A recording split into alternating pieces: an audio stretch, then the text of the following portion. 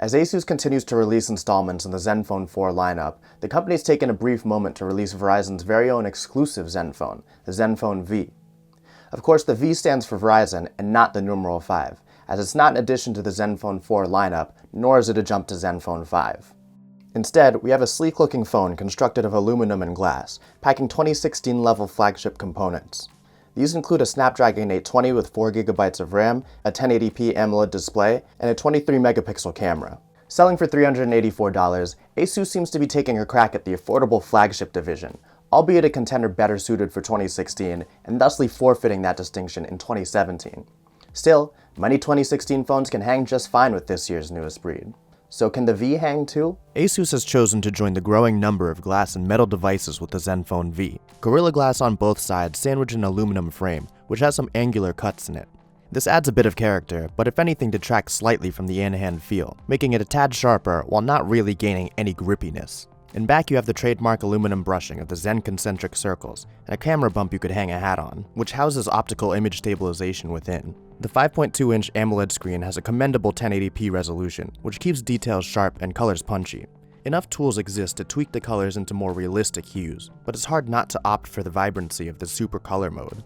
Equipped with Qualcomm's Snapdragon 820 and 4GB of RAM, this near-flagship device delivers the same prompt and fluid performance we've come to know so well from this setup. Even with Asus's deep customizations found within the Zen UI interface, we very rarely encountered lag moving through the OS. Nor did we have any issues during intense use for gaming or multitasking. Asus isn't shy about cranking up the megapixels, even in its mid-range offerings. The V is stacked with a 23-megapixel sensor, which is optically stabilized and as such delivers sharp details in all lighting situations. Unfortunately, the same can't be said about its color capture.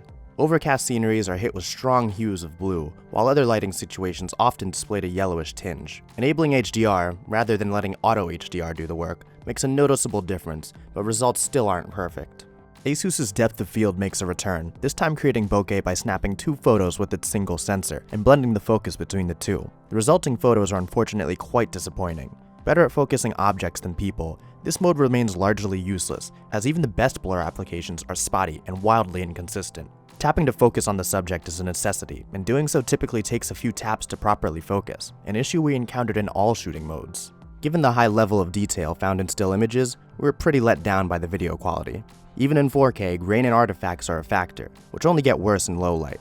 Also prevalent was a sometimes jumpy exposure and streaky autofocus. Sometimes it would focus the subject accurately 3 or 4 times in a row, and other times, not at all. Battery life was probably the most disappointing aspect though, just barely eking out a full day of light use. Regular to moderate use will have you reaching for the charger before end of day. Our custom screen-on test showed more of the same, lasting less than 5 hours in our testing. For comparison, the Honor 8 lasted 9 hours, and the Moto G5 Plus, more than 10. So there's that. In terms of connectivity, you'll find NFC, Bluetooth 4.2, and USB-C charging. The charging cable is USB-C to USB-C though, and Asus doesn't bundle a USB-C to USB-A adapter, so you'll have to buy that in order to transfer data to your computer. Calls on the V come through clearly on both ends, and the speakerphone is plenty loud. Reception seemed to be quite strong as well, connecting phone calls in spots in which we'd usually have more trouble. Asus has basically created a phone that can only compete on Verizon's tiny roster. Still, for $70 more, you can get an iPhone 6s and gain a superior camera and much better battery life. Or for $20 more, you can gain arguably the same improvements with the Moto Z2 Play. In totality, the differences between these 3 phones aren't huge, but these 2 competitors eke out better results in all of the Zenfone's most glaring weaknesses: battery life and photo and video quality. If you're a Verizon customer, then for $380, you're still getting a lot of value, as it is a premium-looking device with fast internals.